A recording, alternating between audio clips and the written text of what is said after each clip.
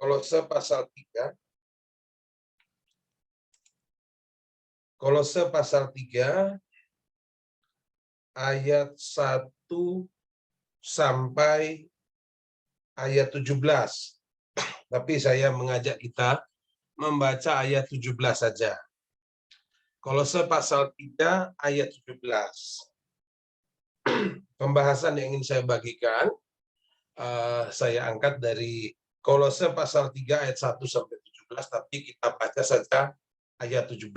Saya bacakan, silakan menyimak di Alkitab masing-masing. Dan segala sesuatu yang kamu lakukan dengan perkataan atau perbuatan, lakukanlah semuanya itu dalam nama Tuhan Yesus, sambil mengucap syukur oleh Dia kepada Allah Bapa kita. Puji Tuhan. Saya memberi judul atau tema hari ini, esensi dari gaya hidup baru di dalam Kristus. Atau bisa juga saya sederhanakan menjadi dasar-dasar pola hidup baru di dalam Kristus. Ya, tentu sebagai orang Kristen ya acuan kita selalu hidup baru di dalam Kristus. Nah, Bapak Ibu yang diberkati oleh Tuhan, sering kita temui dan banyak sekali kita temui dalam kehidupan berjemaat atau kehidupan Kristiani kita, sering terjadi di mana ketika seseorang bersedia bertobat atau meninggalkan cara hidup yang lama dan bahkan menyatakan diri untuk menerima sebagai Tuhan Yesus, percaya kepada Tuhan Yesus dan menerimanya sebagai Tuhan dan Juru Selamat. Dan orang-orang yang sudah percaya ini tentu akhirnya menjadi jemaat lokal, berjemaat secara lokal.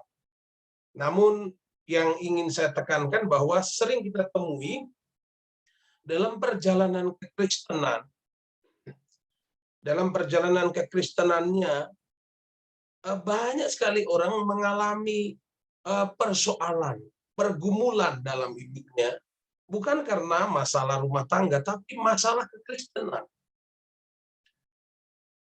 Ini pada umumnya disebabkan oleh ketidakpahaman atau belum memahami dengan baik apa esensi atau hakikat atau dasar-dasar dari gaya hidup baru atau pola hidup baru di dalam Kristus.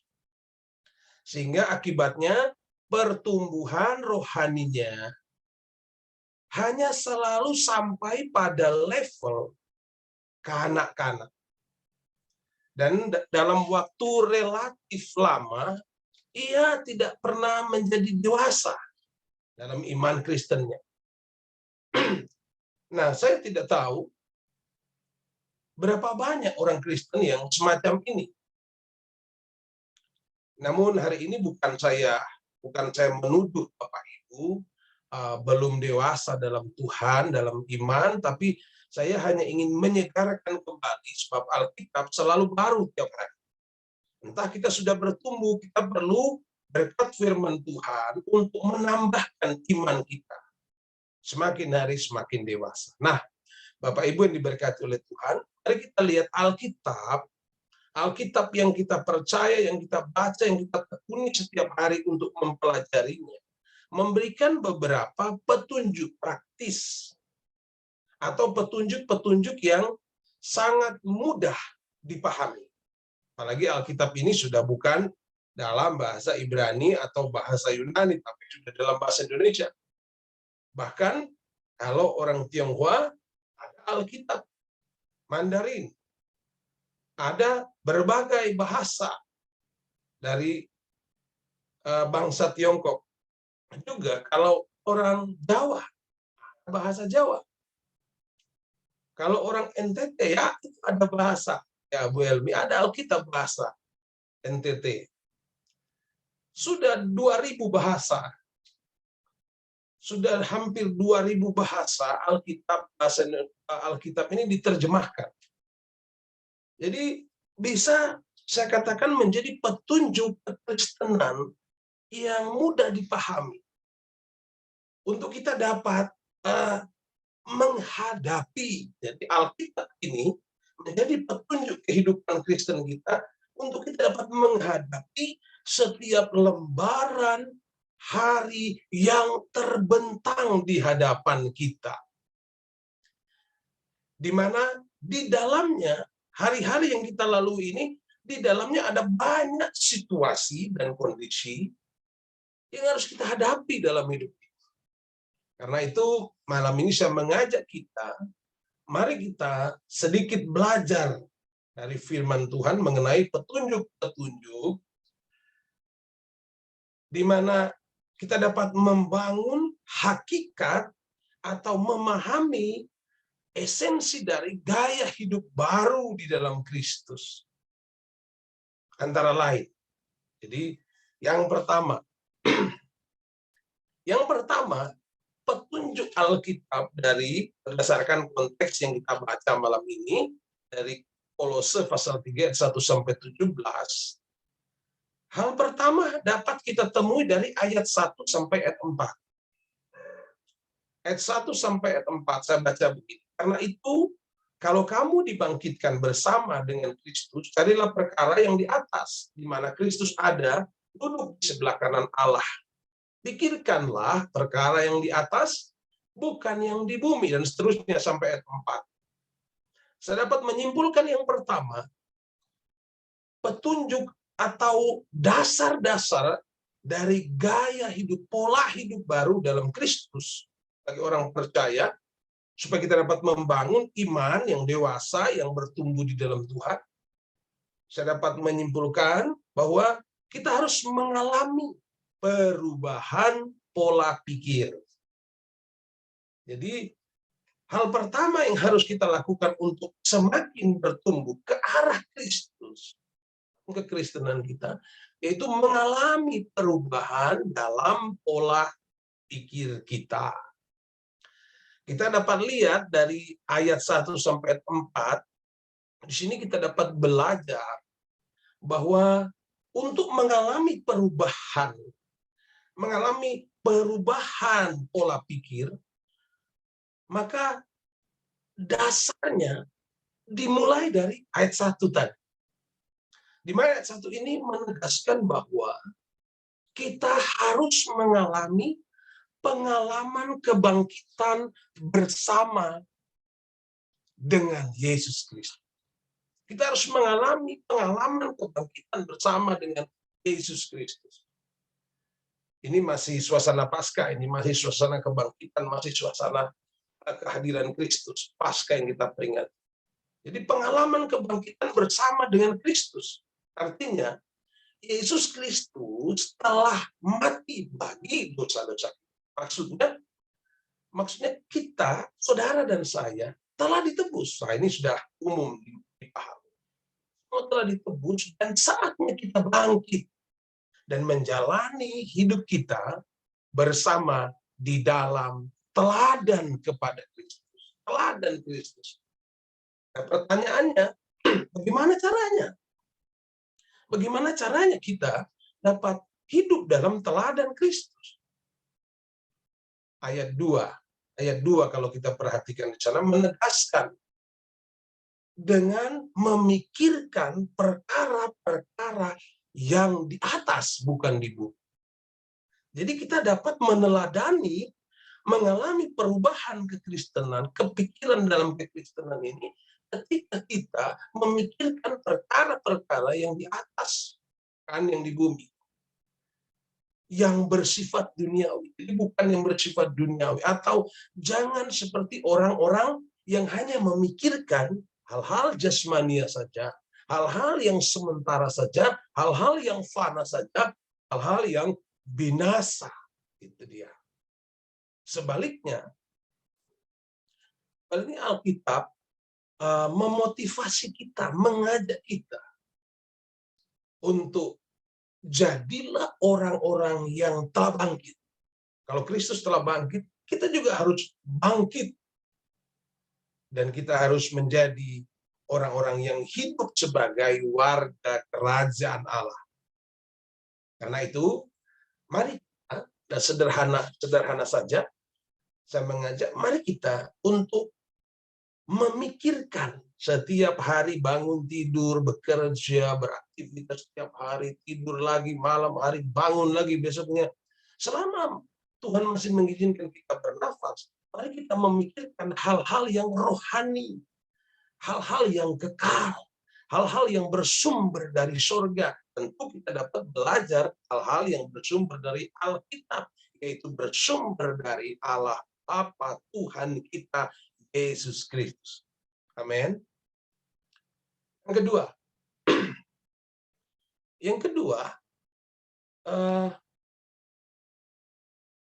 esensi dari gaya hidup baru di dalam Kristus yang perlu kita pahami dalam konteks Kolose pasal 3 ini. Ayat 1-17. Yang kedua, kita bisa baca dalam Kolose pasal 3 ayat 5-17. Panjang sekali. Nah, saya langsung saja nanti Bapak Ibu memperhatikan di Alkitab masing-masing, sambil jalan saya membacakan beberapa ayat. Nah, mari kita memperhatikan ciri-ciri hidup yang baru berdasarkan catatan Kolose ini, supaya kita dapat memahami bagaimana mengalami yang kedua adalah mengalami perubahan pola hidup. Yang kedua, jadi yang pertama tadi mengalami perubahan pola pikir, yang kedua mengalami perubahan pola hidup. Kita dapat baca hal itu dari ayat 5 sampai ayat 17.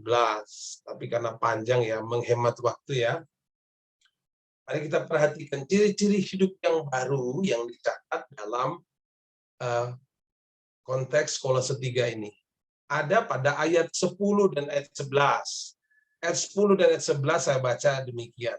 Dan telah mengenakan manusia baru yang terus-menerus diperbarui untuk memperoleh pengetahuan yang benar menurut gambar kalibnya.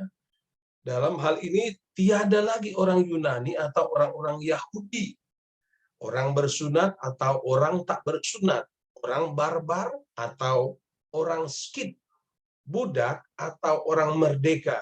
Tetapi Kristus adalah semua dan di dalam segala sesuatu. Jadi kita perhatikan di sini bahwa Kristus semua dan dalam segala sesuatu. Ayat 10-11 ini menyatakan bahwa kita harus menjadi manusia baru yang menurut gambar Allah, yang mengutamakan Kristus. Kristus dalam semua, dalam segala sesuatu. Artinya di sini adalah menjadi orang yang hidup baru, tentunya tidak lagi hidup menurut kebiasaan-kebiasaan lama. Bukan meninggalkan budaya tradisi bangsa, bukan. Meninggalkan kebiasaan-kebiasaan yang lama. Tentu pembandingnya kebiasaan baru dari firman Tuhan. Kebiasaan-kebiasaan lama itu adalah cara hidup yang tidak berkenan di hadapan Allah. Bagaimana caranya? Sekalipun mungkin Bapak Ibu sudah memahami, tapi saya ingin mengingatkan kembali bahwa cara untuk meninggalkan cara hidup yang lama adalah tanggalkan. Bukannya sekedar meninggalkan. Tanggalkan semua itu agar kita bisa hidup sejalan dengan hati dan pikiran Bapa. Seperti Filipi pasal 2 ayat 6. Memiliki pikiran dan perasaan seperti yang terdapat dalam Kristus. Sejalan, sepikir, seperasaan, sekehendak dengan pikiran, perasaan, kehendak Bapa atau keseluruhan dari firman itu. Nah, apa itu? Seperti apa hal itu yang dimaksud? Kolose pasal 3 ayat 5-9 bisa diperhatikan di sana. juga kelanjutan dari ayat 12 sampai ayat 17. Dicatat di sana bahwa kita harus mematikan. Jadi kita harus untuk meninggalkan cara hidup yang lama. Kolose pasal 3 ayat 5 sampai 7 di sana ditegaskan, saya baca saja. Saya memilih-milih ayatnya saja. Ayat 5 sampai 7. Karena itu matikanlah dalam dirimu segala sesuatu yang duniawi, yaitu percabulan, kenajisan, hawa nafsu, nafsu jahat, dan juga keserakahan yang sama dengan penyembahan berhala. Semuanya itu mendatangkan murka Allah atas orang-orang durhaka. Dahulu kamu juga melakukan hal-hal itu ketika kamu hidup di dalamnya. Nah, Bapak Ibu yang diberkati Tuhan, hal-hal yang perlu kita lakukan untuk menanggalkan cara hidup yang lama, menghapus dari cara hidup kita ini, menggantinya dengan cara hidup yang baru, gaya hidup yang baru, yaitu ayat 5 sampai ayat 7 di sana mengajak kita untuk harus mematikan keinginan duniawi. Wah, ini berat sebenarnya. Kita manusia hidup di dalam dunia. Melihat apa yang ada dalam dunia, makan apa yang ada dalam dunia, berjalan di dalam dunia. Tetapi Alkitab berkata, kita harus mematikan keinginan duniawi. Hal ini menunjukkan kepada kita untuk mematikan keinginan daging yang menghalangi kehidupan iman kita kepada Tuhan. Seperti apa itu? Yaitu dicatat dalam ayat 5, percabulan, kenajisan, hawa nafsu, nafsu jahat, dan juga keserakahan. Yang sama dengan penyembahan berhala. Ini ayat ini disimpulkan di bagian terakhir sama dengan penyembahan berhala. Artinya mungkin kita tidak melakukan percabulan, mungkin kita tidak melakukan kenajisan, mungkin kita tidak hawa nafsu, mungkin nafsu jahat kita sudah ditinggal atau keserakahan kita ditinggal. Tapi penyembahan berhala memberhalakan sesuatu yang kita miliki, sesuatu yang kita cintai, kita lebih mengutamakan hal itu daripada Tuhan. Nah, ini harus dimatikan keinginan yang melebihi Tuhan dalam diri kita. Ayat 8 dan ayat 9 mengingatkan caranya. Apa itu yang harus kita lupakan, yang harus kita tanggalkan. Ayat 8 dan 9, saya lanjut saja ya. Ayat 8 ayat 9 mengingatkan kepada kita bahwa kita harus membuang sifat-sifat duniawi. Itu ayat 8, penegasan dari ayat 8. Kebiasaan-kebiasaan lama yang harus kita buang, harus kita tanggalkan. Yang pertama tadi adalah harus mematikan keinginan duniawi. Yang kedua, harus membuang sifat-sifat duniawi, ayat 8 dan 9. Seperti apa itu? Itu ada dalam ayat 8-9. Marah, geram, kejahatan, fitnah, dan kata-kata kotor yang keluar dari mulut kita. Jadi saya singkat saja. Jadi inilah motivasi bagi saya dan saudara sebagai orang percaya. Mari kita membuang semua sifat-sifat duniawi agar pola hidup kita sinkron, sejalan, sehati dengan kehendak Allah dalam kehidupan kita. Amin. Selanjutnya, kita perhatikan ayat 10 sampai 17. Wah, panjang lagi, 10 sampai 17.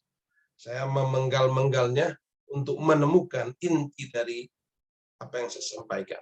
Selanjutnya ayat 10 sampai ayat 17 itu menegaskan apa yang harus kita buang, apa yang harus kita tanggalkan supaya kita memperoleh perubahan cara hidup, pola hidup. Ayat 10-11 mengatakan bahwa kita harus mengenakan sifat-sifat sorgawi. Sifat sorgawi. Jadi kita belum ke surga, tapi cara berpikir sorga. Dalam ayat 12 sampai ayat 13 ditekankan di sana. Begini, kenakanlah belas kasihan, kemurahan, kerendahan hati, kelemah lembutan, dan kesabaran. Sabarlah kamu seorang terhadap yang lain, dan ampunilah seorang akan yang lain. Apabila yang seorang menaruh dendam terhadap yang lain, sama seperti Tuhan telah mengampuni kamu, kamu perbuat jugalah demikian. Ini ternyata standar cara berpikir surga ya ini. Memiliki belas kasihan, berkemurahan, kerendahan hati, lemah lembut, sabar. Wah, ternyata sabar ini bukan hanya sekedar motivasi dunia, tapi ini cara berpikir surga, sifat-sifat surga. Dan nanti kalau kita masuk surga, di sana kita jadi tambah sabar.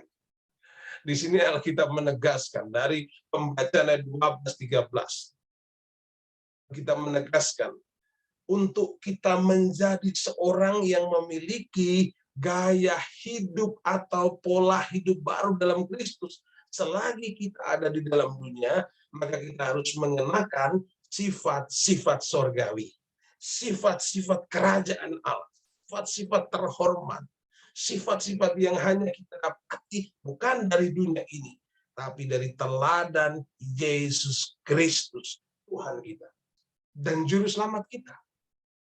Ini yang dapat kita temukan.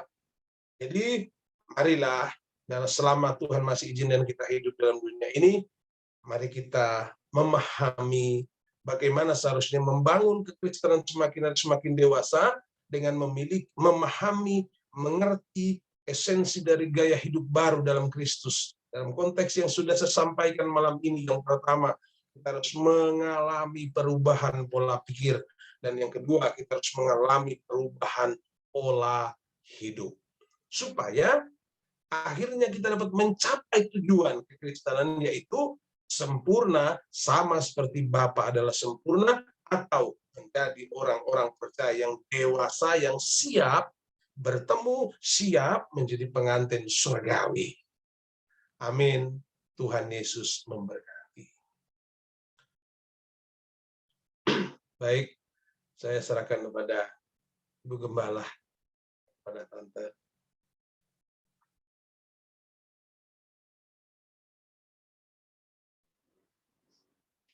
Puji Tuhan. Tuhan kiranya memberkati atas renungan tadi, luar biasa, puji Tuhan. Dan sekalian berdoa. Randi, sekalian berdoa dan tutup. Baik, mari kita nyanyilah satu lagu. Kita nyanyi satu lagu, Pak William. Ya.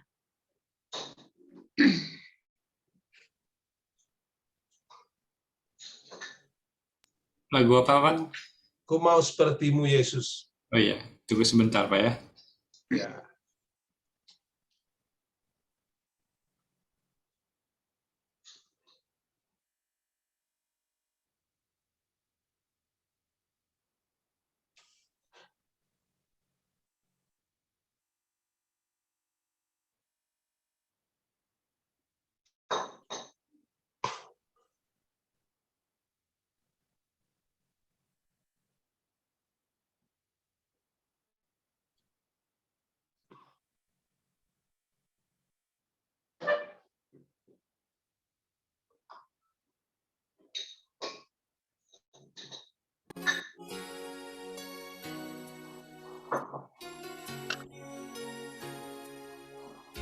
Bagaikan bejana siap dibentuk, dan hidupku di tanganmu, dan urapan kuasa Roh-Mu dibaharui selalu. Jadikan ku Allah dalam rumah-Mu, inilah hidupku di tangan-Mu, bentuklah seluruh kehendak-Mu, pakailah sesuai rencana-Mu.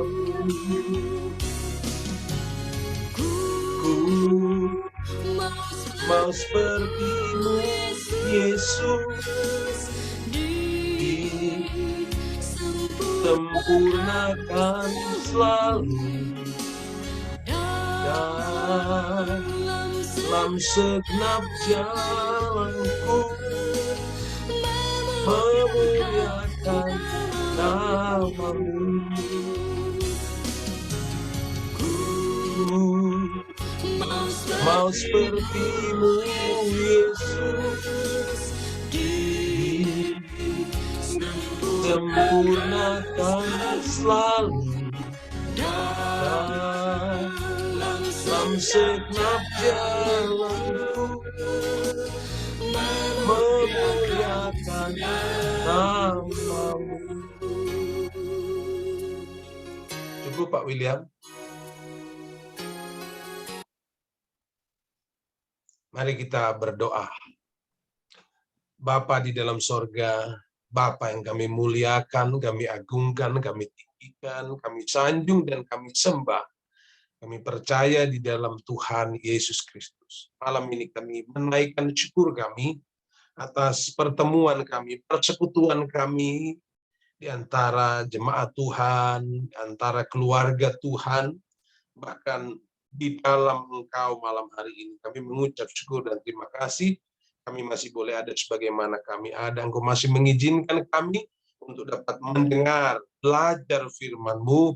Firman-Mu mengingatkan kami untuk menjadi dewasa di dalam Tuhan dengan menata gaya hidup dan pola hidup yang baru di dalam Engkau. Firman-Mu mengingatkan kami, Tuhan, supaya kami harus mengalami perubahan cara berpikir, mengalami perubahan pola hidup, supaya kami benar-benar akan sampai kepada tujuan kami, yaitu sempurna sama seperti Bapa adalah sempurna.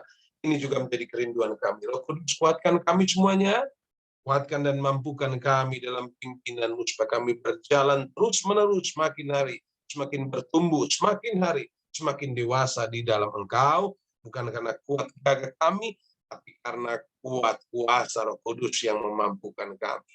Mampukan kami untuk memahami firman-Mu yang hamba-Mu sudah sampaikan. Mungkin ini terlalu sederhana, tapi kami percaya firman-Mu selalu sempurna untuk dapat mengubah kehidupan kami. Terpujilah Tuhan.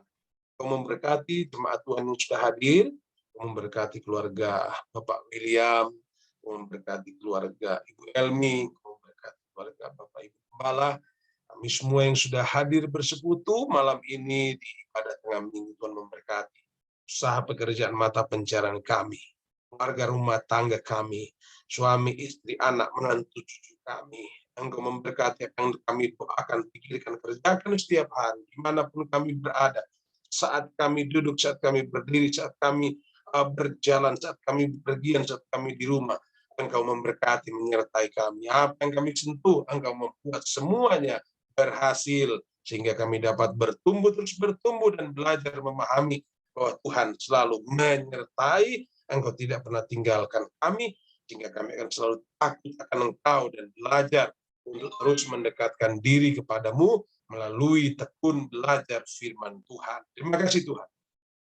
Ada jemaat Tuhan yang sempat hadir malam ini, Engkau memberkati mereka, memberkati keseluruhan jemaat Tuhan, pelayanan GPD Hosana Cilegon. Tuhan memberkati pelayanan-pelayanan sepanjang bulan ini, sepanjang tahun ini. Tuhan memberkati keluarga Bapak Ibu Gembala. Tuhan memberkati kesehatan, kekuatan dalam setiap rencana dan pelayanan yang dikerjakan. Tuhan campur tangan dan tolong segala kebutuhan keperluan. Tuhan memberkati anak-anak, menantu, cucu semuanya. Tuhan menyertai.